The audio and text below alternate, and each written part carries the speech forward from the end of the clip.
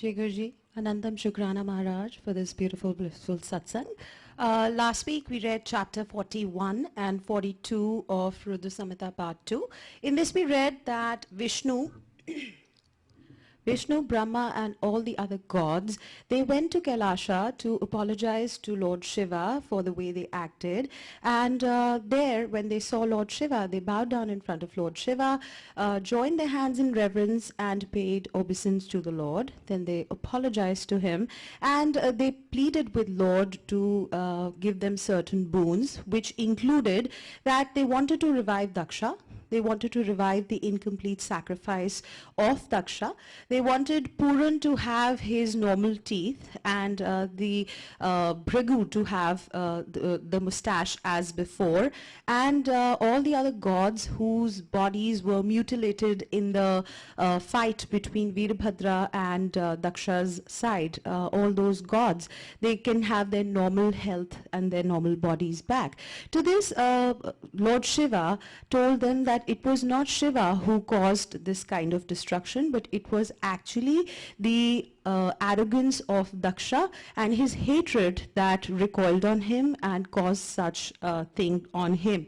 Also, the Devas said that Shiva would get his due respect and his due share in the sacrifice that will be carried out by Vishishta. Hearing all this, Shiva was delighted and he agreed to this, and he declared that Daksha will have a goat head, and of course Bhrigu will have a goat beard, and Pusan, who did not agree with Shiva, would have his broken teeth as is, and Lord Bhaga would get his due share in the sacrifice, and all the gods who actually opposed Shiva would get their normal bodies back. Hearing all this, Vishnu and other gods were delighted, and they invited Shiva to the sacrificial altar at Kankhala. So when Shiva went there, he saw the extent of destruction that was caused by Veerbhadra, and he called Veerbhadra and asked him why had he inflicted such terrible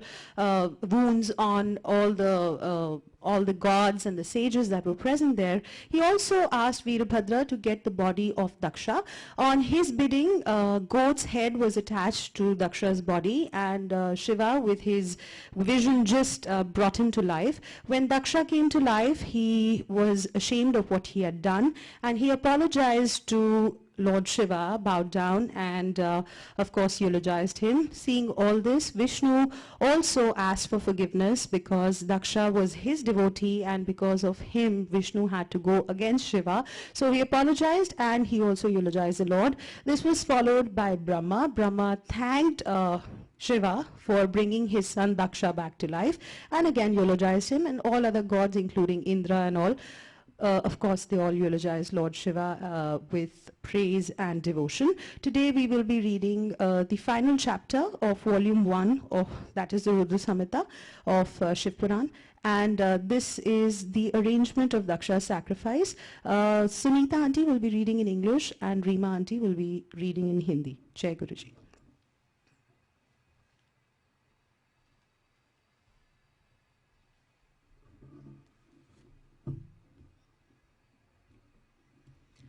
Jai Guruji.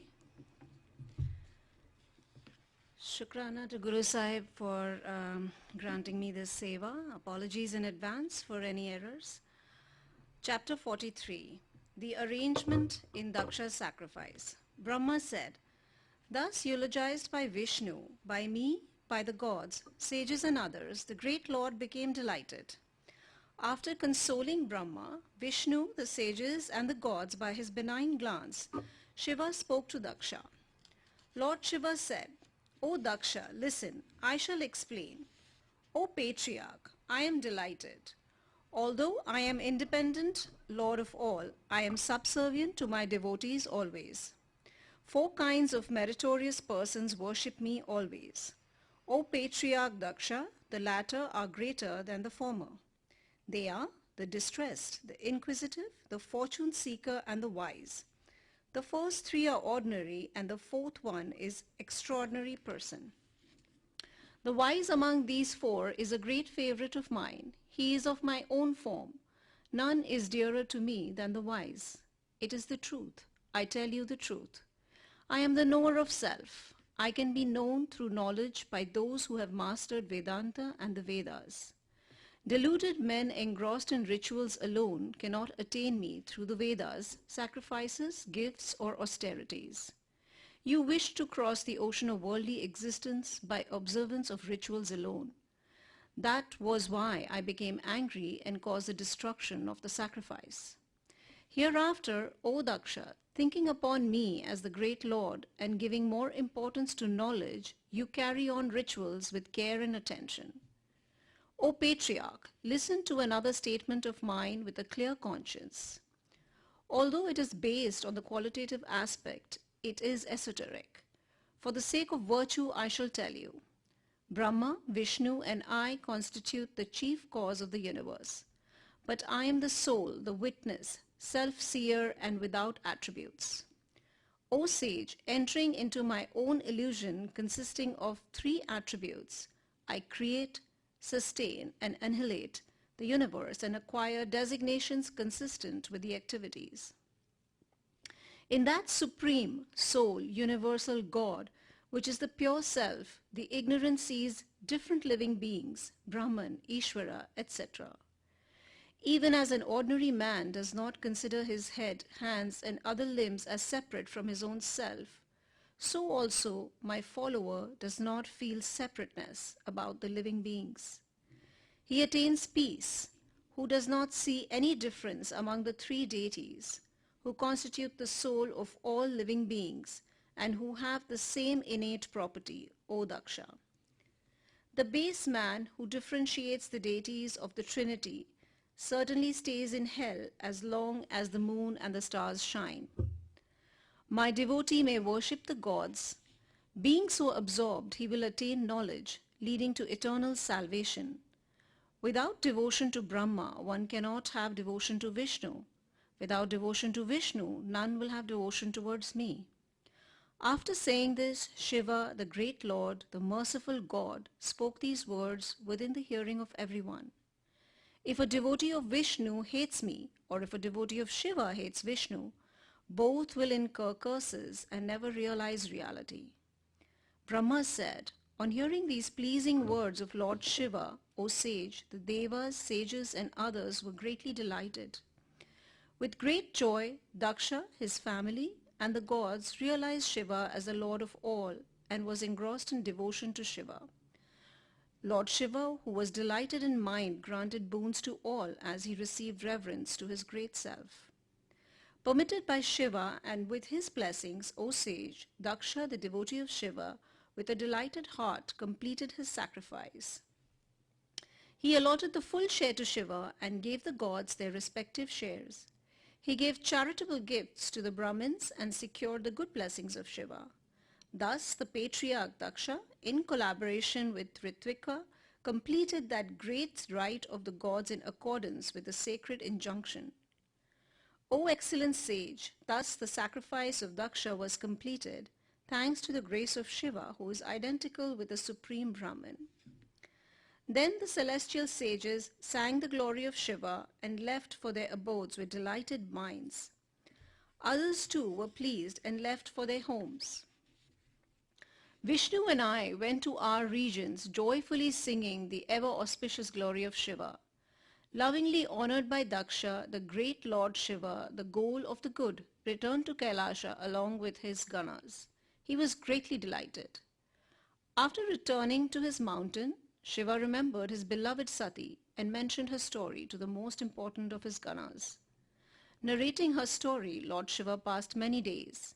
He then evinced the lover's humor according to the conventions of the world. O sage, the Lord is never unjust. The supreme Brahman is the goal of the good. How can he be deluded? What sorrow has he? How can he have other aberrations? Even Vishnu and I do not know his real secret. What then about others, the sages, gods, human beings, and even yogins? The greatness of Shiva is endless and inscrutable even to the learned sages. It is known to the devotees without difficulty, thanks to good devotion and his favor. There is no emotion or aberration at all in Shiva, the supreme being. He points out to the people of the world by his different actions their respective goals. O sage, by reading or listening to this, intelligent persons in the world secure goal hereafter and excellent happiness in this world. After forsaking her body, thus Sati, the daughter of Daksha, was born as the daughter of Meena, the wife of Himavat. This is well known. After performing penance, again she wooed Shiva as her husband. Attaining white complexion, she performed many wonderful divine sports and gained half the body of Shiva.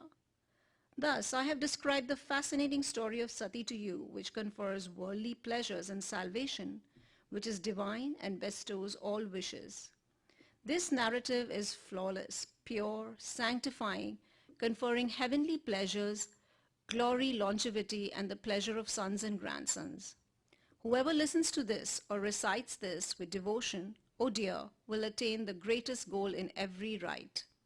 He who reads or teaches this auspicious narrative will attain salvation on death after enjoying all worldly pleasures. That brings us to the end of the English reading. Reema auntie will now read in Hindi. Jai Guruji.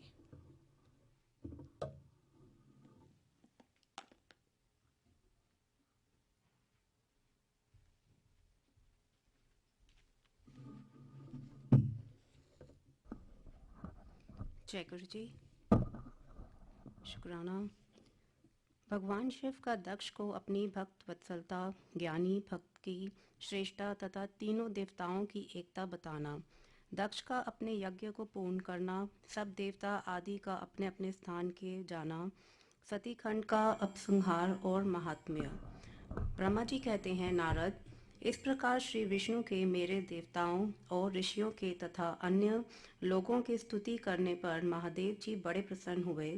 फिर उन शंभु ने समस्त ऋषियों, देवता आदि को कृपा दृष्टि से देखकर तथा मुझ ब्रह्मा और विष्णु का समाधान करके दक्ष से इस प्रकार कहा। महादेव जी बोले, प्रजापति दक्ष, मैं जो कुछ कहता हूँ सुनो। मैं तुम पर प्रसन्न हूँ। यद्यपि मैं सबका ईश्वर और स्वतंत्र हूँ, तो मैं भी सदा ही अपने भक्तों के अधीन रहता हूँ। 4 प्रकार के पुण्यात्मा पुरुष मेरा भजन करते हैं। दक्ष प्रजापति उन चारों भक्तों में पूर्व की अपेक्षा उत्तरोत्तर श्रेष्ठ है। उनमें पहला आर्त, दूसरा जिज्ञासु, तीसरा अर्थार्थी और चौथा ज्ञानी है। पहले के 3 तो सामान्य श्रेणी के भक्त हैं, किंतु चौथा का अपना विशेष महत्व है। उन सब भक्तों में चौथा ज्ञानी ही मुझे अधिक प्रिय है। वह मेरा रूप माना गया है। उससे बढ़कर दूसरा कोई मुझे प्रिय नहीं है। यह मैं सत्य सत्य कहता हूँ। मैं आत्मज्ञ हूँ। वेद वेदांत के परगामी विद्वान ज्ञान के द्वारा मुझे जान सकते हैं। जिनकी बुद्धि मंद है, वे ही ज्ञान के बिना मुझे पाने का प्रयत्न करते हैं। कर्म के अधीन हुए मूढ़ मानव मुझे वेद, यज्ञ, दान और तपस्या द्वारा भी कभी नहीं पा सकते। अतः दक्ष, आज से तुम बुद्धि के द्वारा मुझ परमेश्वर को जानकर ज्ञान का आश्रय ले समाहित चित्त होकर कर्म करो। प्रजापति, तुम उत्तम बुद्धि के द्वारा मेरी दूसरी बात भी सुनो। मैं अपने सगुण स्वरूप के विषय में भी इस गोपनीय रहस्य को धर्म की दृष्टि से तुम्हारे सामने प्रकट करता हूँ। जगत का परम कारण रूप मैं ही ब्रह्मा और विष्णु हूँ। मैं सबका आत्मा, ईश्वर और साक्षी हूँ। स्वयं प्रकाश तथा निर्वेश हूँ। मुने, अपनी त्रिगुणात्मा माया को स्वीकार करके मैं ही जगत की सृष्टि, पालन और संहार करता हूँ। उनका क्रियाओं के अनुरूप ब्रह्मा, विष्णु और रुद्र नाम धारण करता हूँ। उस अद्वितीय भेद रहित केवल विशुद्ध मुझ परम ब्रह्म परमात्मा में अज्ञानी पुरुष ब्रह्मा, ईश्वर तथा अन्य समस्त जीवों के भिन्न रूप से देखता है। जैसे मनुष्य अपने सिर और हाथ आदि अंगों में ये मुझसे भिन्न हैं, ऐसी प्रक्रिया बुद्धि कभी नहीं करता। उसी तरह मेरा भक्त प्राणी मात्र में मुझसे भिन्नता नहीं देखता। दक्ष, मैं ब्रह्मा और विष्णु तीनों स्वरूपतः एक ही हैं तथा हम ही संपूर्ण जीव रूप हैं। ऐसा समझकर जो हम तीनों देवताओं में भेद नहीं देखता, वही शांति प्राप्त करता है। जो नराधम हम तीनों देवताओं में भेद बुद्धि रखता है, वह निश्चय ही जब तक चंद्रमा और तारे रहते हैं तब तक नरक में निवास करता है। दक्ष, यदि कोई विष्णु भक्त होकर मेरी निंदा करेगा और मेरा भक्त होकर विष्णु की निंदा करेगा तो तुम्हें दिए हुए पूर्वोक्त सारे शाप उन्हीं दोनों को प्राप्त होंगे और निश्चय ही उन्हें तत्व ज्ञान की प्राप्ति नहीं हो सकती। ब्रह्मा जी कहते हैं, मुने, भगवान महेश्वर के इस सुखदायक वचन को सुनकर सब देवता मुनि आदि को उस अवसर पर बड़ा हर्ष हुआ। कुटुंब सहित दक्ष बड़ी प्रसन्नता के साथ शिव भक्तों में तत्पर हो गया। वे देवता आदि भी शिव को ही सर्वेश्वर जानकर भगवान शिव के भजन में लग गए। जिसने जिस प्रकार परमात्मा शंभु की स्तुति की थी उसे उसी प्रकार संतुष्ट चित्त हुए शंभु ने वर दिया। मुने, तदंतर भगवान शिव की आज्ञा पाकर प्रसन्नचित हुए शिव भक्त दक्ष ने शिव के ही अनुग्रह से अपना यज्ञ पूरा किया। उन्होंने देवताओं को तो यज्ञ भाग दिए ही शिव को भी पूर्ण भाग दिया, साथ ही ब्राह्मणों को दान दिया। इस तरह उन्हें शंभु का अनुग्रह प्राप्त हुआ। इस प्रकार महादेव जी के उस महान कर्म का विधि पूर्वक पूर्ण वर्णन किया गया। प्रजापति ने ऋतुजों के सहयोग से उस यज्ञ कर्म को विधिवत समाप्त किया। मुनीश्वर, इस प्रकार परम ब्रह्म स्वरूप शंकर के प्रसाद से वह दक्ष का यज्ञ पूरा हुआ। तदंतर सब देवता और ऋषि संतुष्ट हो भगवान शिव के यश का वर्णन करते हुए अपने अपने स्थान को चले गए। दूसरे लोग भी उस समय वहां से सुखपूर्वक विदा हो गए। मैं और श्री विष्णु जी भी अत्यंत प्रसन्न हो भगवान शिव के सर्व मंगलदायक सुयश का निरंतर गान करते हुए अपने अपने स्थान को सानंद चले आए। सत्पुरुषों के आश्रय भूत महादेव जी भी दक्ष से सम्मानित हो प्रीति और प्रसन्नता के साथ गणों सहित अपने निवास स्थान कैलाश पर्वत को चले गए। अपने पर्वत पर आकर शंभु ने अपनी प्रिया सती का स्मरण किया और प्रधान प्रधान गणों से उनकी कथा कही। इस प्रकार दक्ष कन्या सती यज्ञ में अपने शरीर को त्याग कर फिर हिमालय की पत्नी मेना के गर्भ से उत्पन्न हुई, यह बात प्रसिद्ध है। फिर वहां तपस्या करके गौरी शिवा ने भगवान शिव का पति रूप में वर्णन किया। वे उनके वामांग में स्थान पाकर अद्भुत लीलाएं करने लगीं। नारद, इस तरह मैंने तुमसे सती के परम अद्भुत दिव्य चरित्र का वर्णन किया है, जो भोग और मोक्ष को देने वाला तथा संपूर्ण कामनाओं को पूर्ण करने वाला है। यह उपज्ञान पाप को दूर करने वाला, पवित्र एवं परम पावन है। स्वर्ग, यश तथा आयु को देने वाला तथा पुत्र पौत्र रूप फल प्रदान करने वाला है। तात, जो भक्तिमान पुरुष भक्ति भाव से लोगों को यह कथा सुनाता है वह इस लोक में संपूर्ण कर्मों का फल पाकर परलोक में परम गति को प्राप्त कर लेता है। रुद्र संहिता का सती खंड संपूर्ण। जय गुरु जी।